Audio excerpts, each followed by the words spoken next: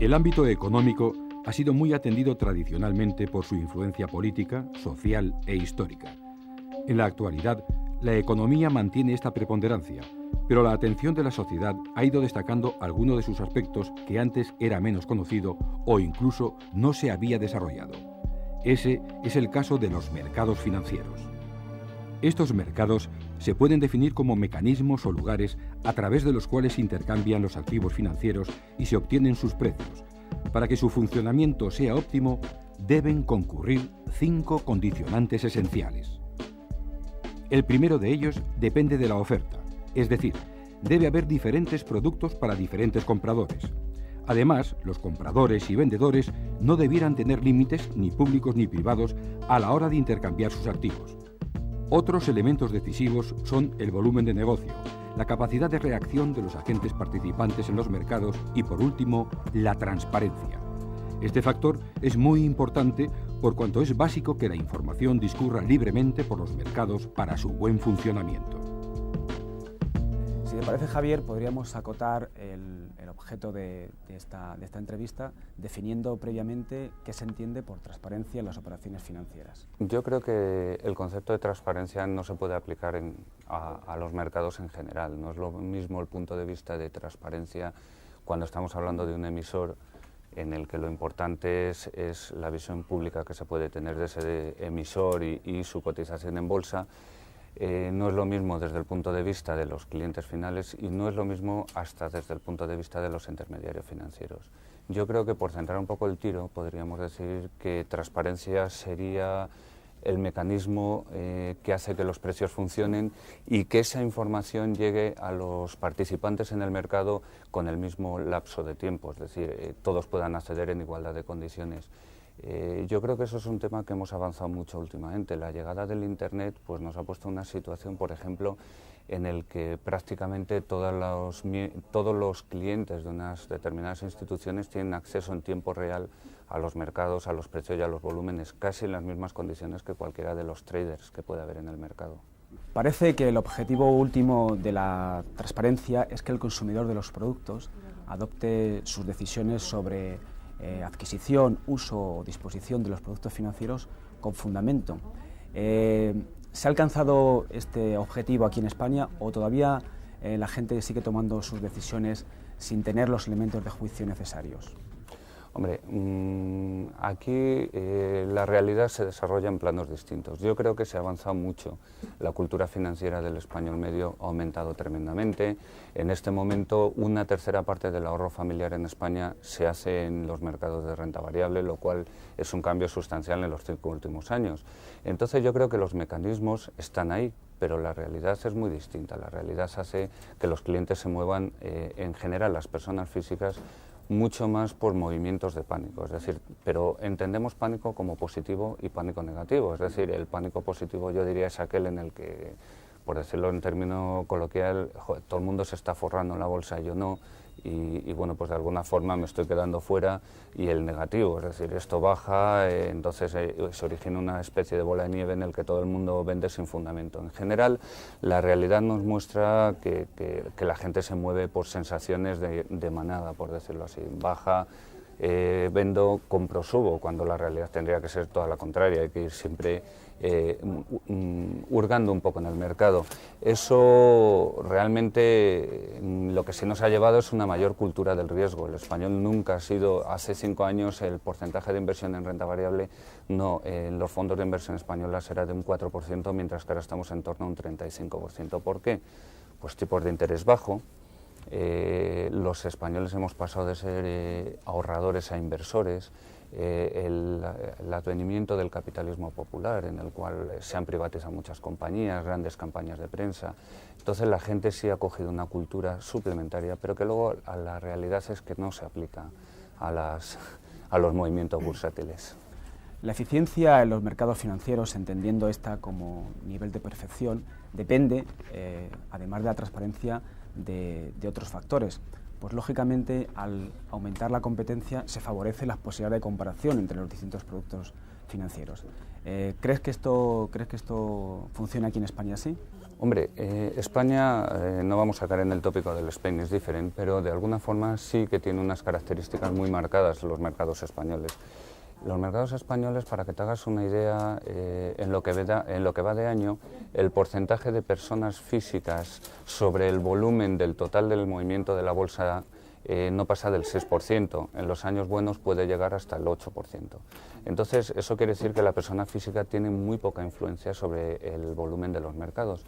Y luego otra característica que tienen los mercados españoles es que es un mercado muy concentrado, es decir, es un mercado en el que 8 valores, el volumen diario de esos 8 valores prácticamente se corresponde con el 83-84% del volumen total.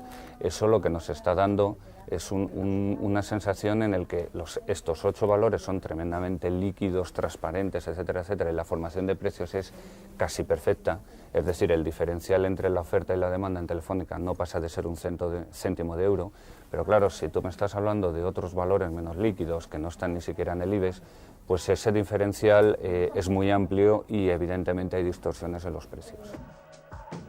En los últimos años se han creado un importante número de normas cuyo fin es proteger a los clientes en sus operaciones financieras. Esta política se ha dirigido en dos sentidos.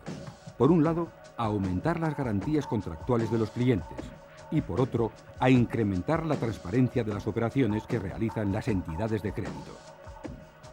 En la evolución de las distintas facetas de la economía, parece que los mercados bursátiles han experimentado un mayor desarrollo y, por tanto, se ha hecho más transparente.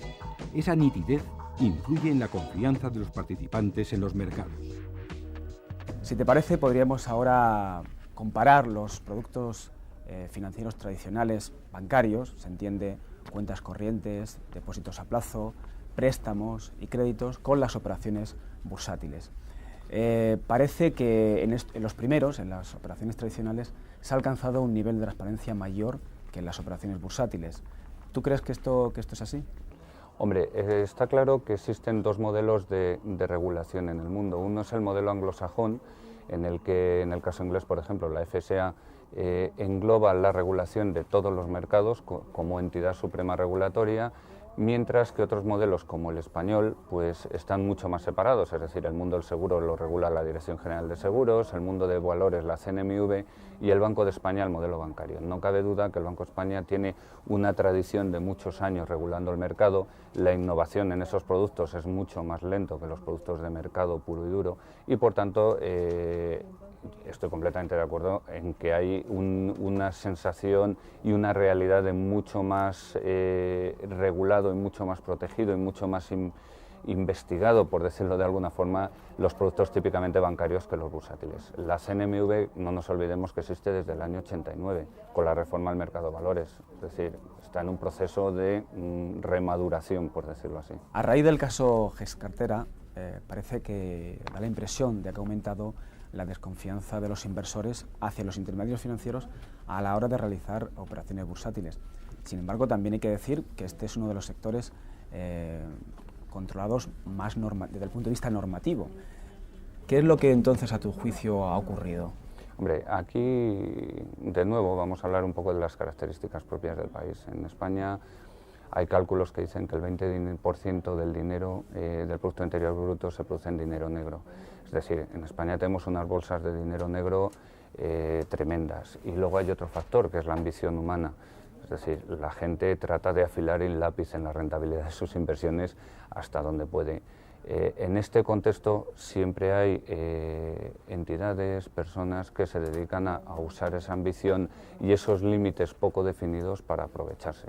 Entonces, bueno, pues evidentemente en un entorno de dinero negro como existe en España, y es una realidad que está ahí, es mucho más fácil el crear empresas, pues casos como hemos visto, GEScartera, ABA, en el cual, bueno, pues la realidad es que el mercado está tremendamente regulado, pero en esas situaciones limítrofes hay siempre gente que se sabe mover para conseguir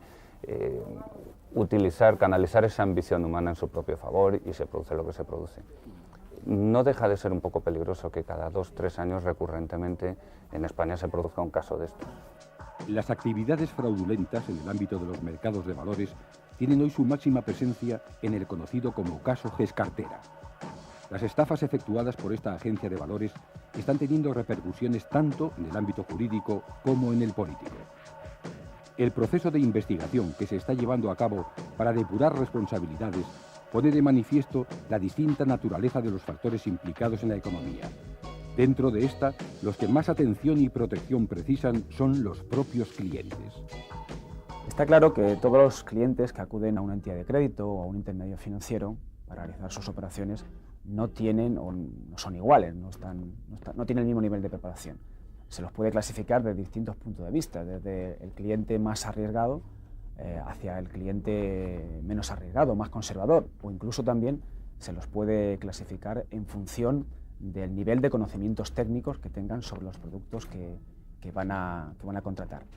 A la hora de proporcionarles información, se les clasifica, se les discrimina también en función de estos conocimientos, de este nivel de sofisticación, o se los da a todos la misma información. Hombre, vamos a ver, España yo creo que es uno de los primeros países que está evolucionando de lo que llamamos banca de clientes a banca de productos. Perdón, al revés, de banca de productos a banca de clientes. Tradicionalmente, las oficinas bancarias se les daba un presupuesto de un determinado producto, vamos a lanzar un fondo de inversión de estas características, y la oficina tenía la responsabilidad de la colocación. Mientras que ahora la filosofía nueva, y creo que España en esto va bastante al frente de Europa, es, bueno, vamos a ver qué necesita el cliente y se lo creamos. Eso a lo que te obliga es a categorizar a los clientes en distintos tipos de actitud o aversión ante el riesgo, la capacidad técnica que tengan para enseñar y entender una serie de productos. Eso nos llevará a evitar que a una señora de 92 años le vendamos un producto que invierta en el sudeste asiático. Pero está claro que a lo que se va es a una clasificación de clientes. Luego habrá entidades que la clasificación sea muy simple, conservador, medio, agresivo, hasta otras tremendamente sofisticadas que te clasifiquen los clientes en 35 tramos y evidentemente le hagas un traje a la medida. Pero yo creo que nos estamos yendo del concepto gran almacén un poco hacia boutique y en algunos casos hasta sastrería, ¿no?, a la medida. En la tarea de aumentar el volumen de información, de hacerla más asequible, han surgido numerosos beneficios para los mercados, pero también algunas situaciones poco favorables para su buen funcionamiento. Es el caso, por ejemplo, de la información privilegiada, una posibilidad que atenta contra la transparencia de los mercados. Solucionar este y otros usos espurios de la información ha generado diferentes ideas y propuestas. El fin es lograr un mercado más justo, más transparente y que, por tanto, permita operar a los agentes con la mayor confianza. Antes has comentado dos temas que creo yo que son de especial importancia para aquellos que toman decisiones en un ambiente bursátil. Por un lado, los conflictos de intereses y, por otro lado, la información privilegiada. Si te parece, nos podemos referir al primero, al conflicto de intereses, comentándonos cuáles son los mecanismos que cada uno de los operadores, o los operadores en general, tienen cuando detectan un choque de intereses entre los inversores en un momento determinado o entre los inversores y los propios intermediarios. No se puede generalizar porque de verdad que la casuística es tremenda que se te puede plantear. Entonces lo que se ha creado es una figura que se denomina, y me vais a perdonar de nuevo el anglicismo, el compliance officer, que sería una especie de policía interno que se dedica a vigilar la solución de esos conflictos de interés, un poco ver cómo se están aplicando esas normas de cumplimiento obligado por parte de los empleados. Es decir, sería una especie de regulador dentro de la compañía. Persona que además reporta a las instancias más altas, de forma y manera que tiene acceso directamente al consejero delegado y mediante el cual, bueno, su obligación básicamente es ver cómo solucionar esos conflictos de intereses. Es decir, cada vez que se plantea, claramente hay algunos que están casi estandarizados, o sea, pues el empleado que le pillas operando, etcétera, etcétera, y eso pues tiene una solución muy fácil, ¿no? Pero ahí la casuística es tan amplia que es muy difícil saber tener preestablecido cuál es la solución en esos casos. Y respecto al tema de la información privilegiada, ¿existe algún mecanismo que el mercado tenga para impedir que ciertos inversores se aprovechen de una situación de información privilegiada respecto a otros inversores? Casos de información privilegiada se están dando constantemente en todos los países del mundo. Aquí tuvimos el caso cuando Banestos intervino, pues un consejero del Banco de España que vendió su cartera. En Estados Unidos ahora hay en la cárcel un número considerable de brokers porque les han pillado en operaciones en las que se utilizan información privilegiada. La realidad es que el mercado lo componen seres humanos con sus debilidades, sus problemas, y no podemos decir que todos los que trabajan en un sitio son malos, buenos o regulares. Es decir, en ese sentido, y para evitar ese problema, pues hay dos niveles de control. El primero, que sería la oficina del Compliance Officer externo, y luego los reguladores. Y los reguladores españoles en ese sentido son tremendamente duros. Es decir, cada vez que se produce un acontecimiento de mercado que pueda influir en las cotizaciones, en España la CNMV te obliga a enviar la lista de todos los clientes que han operado en ese valor durante los momentos en que esa influencia en el mercado ha sido patente. Entonces, hay veces que como entidad, pues otra vez la CNMV, ¿no? Pero porque te obliga a producir unos disquetes, una información, pero realmente lo que está haciendo es evitar tentaciones, porque todos los que estamos aquí sabemos que se va a saber, porque va a ir la lista de todos los clientes que han hecho una operación en el valor que está sujeto a una OPA, es decir, y la CNMV lo investiga, contrasta listados uno con el otro. Entonces, en cualquier caso es disuasorio, y la CNMV en ese sentido es bastante puntualista en este tipo de cosas. Vamos a tener ya una moneda única. ¿Tú crees que se ganaría eficiencia en los mercados si también hubiese una unificación de los distintos mercados domésticos en un mercado bursátil paneuropeo?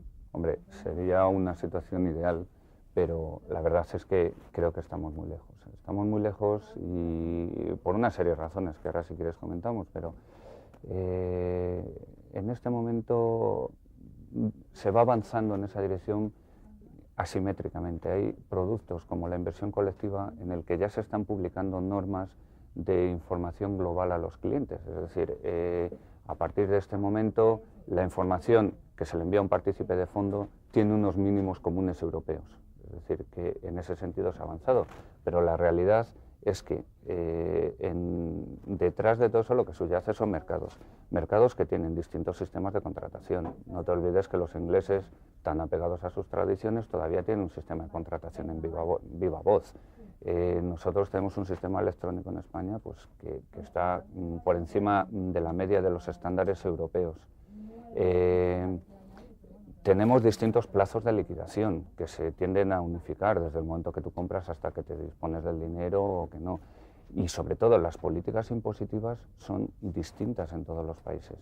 Es decir, te puedes encontrar casos como en Inglaterra en el que las plusvalías por la compraventa de valores están libres de impuestos, mientras en España tienen una cierta penalización, con lo cual unificar normas en un contexto tan variopinto pues no deja de ser un intento casi numantino, pero evidentemente tendremos que ir hacia allí. Difícil por el momento. Por último, si te parece, podríamos comentar cómo se mejoraría la eficiencia en los mercados de capitales desde el punto de vista de la transparencia. Al mercado español a veces hasta se le acusa de excesivamente transparente, es decir, algunos grandes inversores extranjeros se asustan de la transparencia del sistema de contratación de la bolsa, es decir, cualquier operador puede acceder a volúmenes, quién está detrás de los volúmenes, a qué precios, es decir, la profundidad de la información del mercado español es quizá exagerada.